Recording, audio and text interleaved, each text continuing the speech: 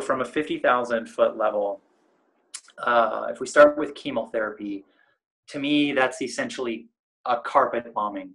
That's going in and just dropping a bomb on the entire body and going after anything rapidly dividing from a cellular perspective. So cancer rapidly divides. Cancer cells are rapidly dividing. So chemotherapy is going to go in like napalm and just shut all of that down.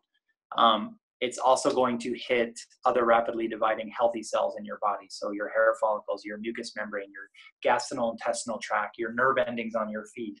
Those are all at risk of getting hit as well.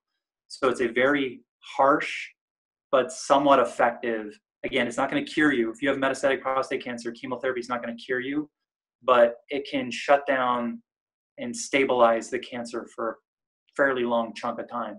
But it's the most harsh treatment out there.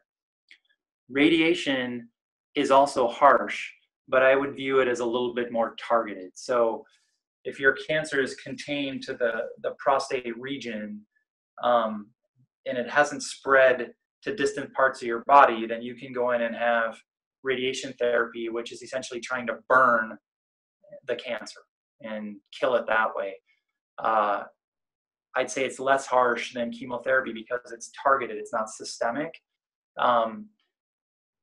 But it's also pretty harsh. They also have things like SBRT or very kind of targeted high dose radiation treatment options, but that's more for pain alleviation and to potentially stop a metastatic lesion on your bone, for example, from seeding other parts of your body. So I've had that.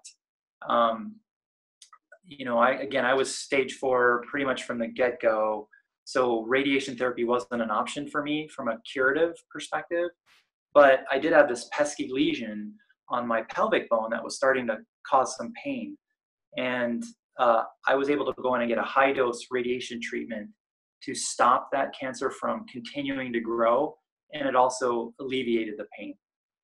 Lastly, targeted therapy. So targeted therapy is really about going after cancer, essentially what it is, in a more targeted and less toxic way.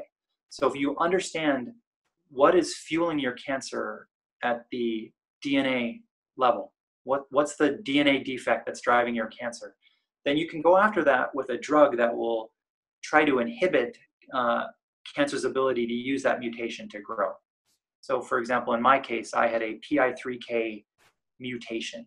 PI3K is a cell signaling pathway in our bodies. So as the cancer cells have these androgen receptors and they're binding to testosterone, the prostate cancer binds and then folds in and starts the division process. It starts to divide.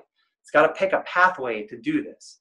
So for me, I had this mutated pathway called the PI3K, and it was hyperactive. So it's like binding and dividing, binding and dividing, and just free for all down this pathway.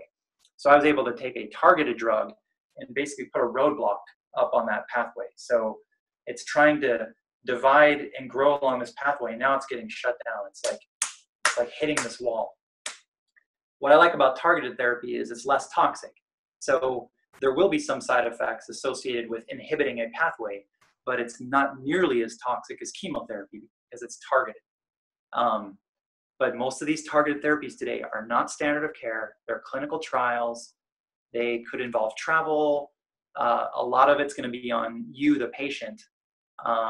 And you have to be willing to take a risk and be an early phase clinical trial patient. But the rewards can be sometimes high.